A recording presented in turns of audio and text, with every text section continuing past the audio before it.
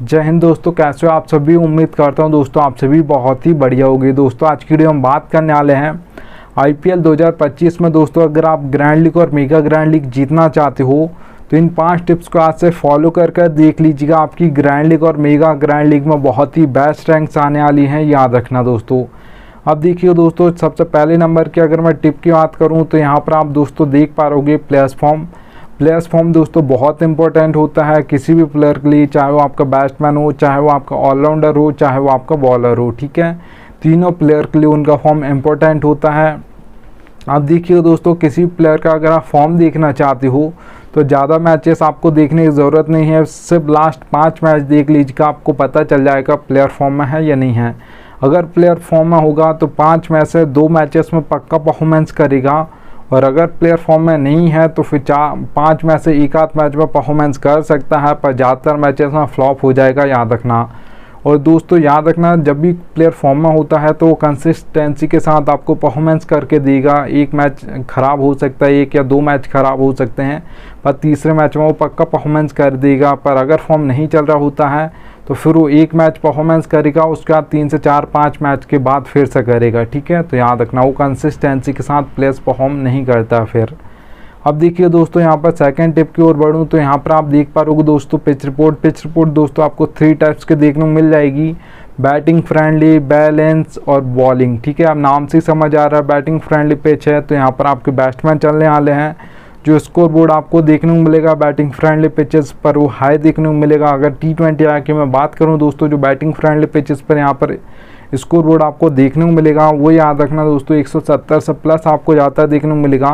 ज़्यादातर ये 180 हो सकता है, 190 हो सकता है, 200 प्लस भी जा सकता है बैटिंग फ्रेंडली पिचेस पर, याद रखना दोस्तों। अब देखिए दोस्तों, अगर यहाँ पर मैं बात करूँ बैलेंस पिच की, ठीक है, अब बैलेंस पिचेस पर दोस्तों याद रखना ज़्यादातर जो परफॉर्मेंस करते हैं आपके ऑलराउंडर्स करते हैं, क्योंकि जो बैलेंस पिच होती है वहाँ पर 2 से 3 यहाँ पर 2 या 1 विकेट जल्दी गिर जाएगा। और जो आपके बैलेंस पिच होती है तो ऑलराउंडर्स का जो बैटिंग ऑर्डर होता है दोस्तों आप सभी को पता होगा 4 नंबर, 5 नंबर, 6 नंबर होता है। ठीक है, तो यहाँ पर ऑलराउंडर्स की बैटिंग जल्दी आ जाती है, 1 से 2 विकेट जल्दी गिरेंगे, तो फिर ऑलराउंडर्स जल्दी आकर बैटिंग करेंगे, उसका आध विकेट लेकर देगा, तो अच्छे खासे फैंटेसी पॉइंट जो बैलेंस पिचेस पर देते हैं और कैप्टन और वाइस कैप्टन बनते हैं ज़्यादातर बैलेंस पिचेस पर, वो आपके ऑलराउंडर्स बनते हैं, याद रखना दोस्तों। आपको जो बैलेंस पिचेस पर स्कोर बोर्ड देखने को मिलेगा वो मीडियम देखने को मिलेगा, ना ही हाई ना ही लो। ठीक है, अगर स्कोर बोर्ड की बात करूँ T20 में जो बैलेंस पिचेस पर आपको देखने को मिलेगा दोस्तों, याद रखना 100 यहाँ पर मतलब 50 से लेकर 170 के बीच में आपको ज़्यादा देखने को मिलेगा। ज़्यादातर जो देखा जाता है बैलेंस पिचेस पर वो 160, 165 देखा जाता है, याद रखिएगा।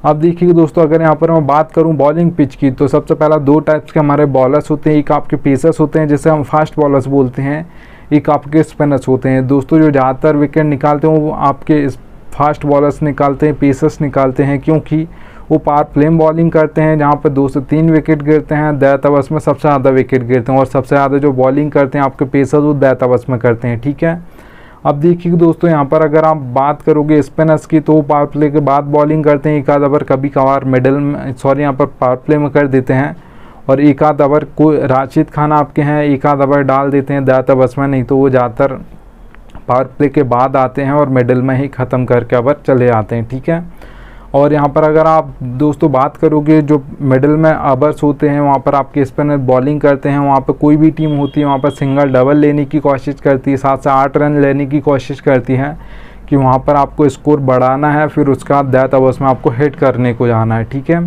तो यहाँ पर दोस्तों जो सबसे ज़्यादा हैट्रिक्स ली जाती हैं वो डेथ ओवर्स में ली जाती हैं, वो आपके पेसर्स लेते हैं। अब अगर मैं बात करूँ बॉलिंग पिचेस पर जो आपको T20 में स्कोर बोर्ड देखने को मिलेगा वो लो देखने को मिलेगा। अगर स्कोर बोर्ड कितना देखने को मिलेगा तो याद रखना दोस्तों 130 से लेकर 150 के बीच में आपको ज़्यादा देखने को मिलेगा।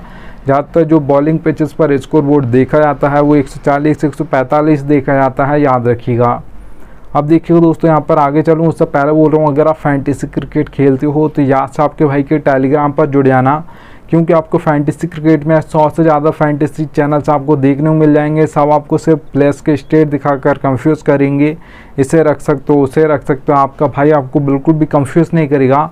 इसलिए यहाँ से टेलीग्राम पर जुड़ेगा, मैं लिंक आपको दे दूँगा। चलिएगा दोस्तों आगे चलता हूँ। यहाँ पर आप देख पा रहे हो दोस्तों बैटिंग ऑर्डर आपको एक एक प्लेयर का पता होना चाहिए, कौन किस नंबर पर बैटिंग करने आएगा, और ये भी आपको दोस्तों पता होना चाहिए कौन कहाँ पर बॉलिंग करेगा, ठीक है। मतलब कौन सा बॉलर पावर प्ले में करेगा और कितना ओवर करेगा, कौन सा बॉलर मिडिल ओवर्स में करेगा और कितने ओवर करेगा, कौन सा बॉलर डेथ ओवर्स में करेगा और कितने ओवर करेगा, ठीक है। तो आपका भाई आपको बैटिंग ऑर्डर भी बताता है और कौन कहाँ पर बॉलिंग करेगा और कितने ओवर करेगा ये भी बताता है। कैसे समझाऊंगा आपको, ये समझा देता हूँ। सबसे पहले दोस्तों यहाँ पर मैं मतलब बैटिंग ऑर्डर बता दूंगा बैट्समैन का, कौन किस नंबर पर बैटिंग करने आने वाला है। अगर कोई ऑलराउंडर होने वाला है कितने ओवर डालेगा और कहाँ पर डालेगा ये बता दूंगा, और कहाँ पर वो बैटिंग करेगा, ठीक है। तो जैसे रोहित शर्मा के सामने 2 नंबर लिखा है, विराट कोहली के सामने 3 नंबर लिखा है, हार्दिक पांड्या के सामने 5 नंबर लिखा है, ऐसा आपको बैटिंग ऑर्डर समझा दूंगा। और अब देखिए दोस्तों हार्दिक पांड्या के सामने लिखा है +/M, ठीक है। तो P का मतलब बता दूं पावर प्ले है, M का मतलब मिडिल ओवर्स है, D का मतलब डेथ ओवर्स है। अब हार्दिक पांड्या दोस्तों अगर मान लेता हूँ 2 ओवर डालेंगे आज के मैच में, 4 ओवर नहीं डालेंगे T20 मैच में, तो फिर वो पावर प्ले में 1 ओवर डालेंगे, मिडिल में 1 ओवर डालेंगे, डेथ में ज़्यादातर बॉलिंग नहीं करते हैं, याद रखना, कभी कभार 1 आध ओवर डाल देते हैं। अगर दोस्तों यहाँ पर एक और एग्जांपल ले लेते हैं बॉलर का, तो यहाँ पर आप देख पा रहोगे जसप्रीत बुमराह है, ठीक है। तो ये दोस्तों मुंबई इंडियंस से कैसे बॉलिंग करते हैं वो समझा देता हूँ, आप जी को पता होगा वैसे तो यहाँ पर आपके जो जसप्रीत बुमराह दोस्तों पावर प्ले में 1 ओवर डालते हैं, मिडिल में 1 ओवर डालते हैं, डेथ में 2 ओवर डालते हैं। रोहित शर्मा जब कैप्टन थे मुंबई इंडियंस के, वो भी 2 ओवर रखते थे डेथ ओवर्स के लिए आपके जसप्रीत बुमराह के, क्योंकि वहाँ पर सबसे ज़्यादा रन्स मारने के लिए जाती है टीम, याद रखिएगा, ठीक है। तो यहाँ पर अगर आप देखोगे दोस्तों तो एक एक प्लेयर का बताऊँगा, इसलिए याद से जुड़ जाइएगा। चलिए दोस्तों 4th नंबर यहाँ पर चलते हैं। तो कैप्टन और वाइस कैप्टन दोस्तों सिलेक्शन बहुत इंपॉर्टेंट होता है फैंटेसी क्रिकेट में।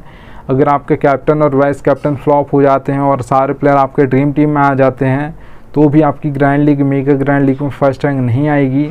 और याद रखना दोस्तों, अगर आप ऐसा कर देते हो गलती से, मतलब ऐसा हो जाता है कि आपने जिससे कैप्टन करना था उससे वाइस कर दिया है और जिससे वाइस करना था उससे कैप्टन कर दिया है, तो भी आपकी टॉप 10 में भी रैंक नहीं आएगी, याद रखिएगा, ठीक है। अब देखिए दोस्तों मैं कैप्टन और वाइस कैप्टन सिलेक्शन भी आपको बता देता हूँ आप कैसा बना पाओगे, ठीक है। हमको 22+ देखने को मिलता है, मैं इम्पैक्ट प्लेयर की बात नहीं कर रहा हूँ।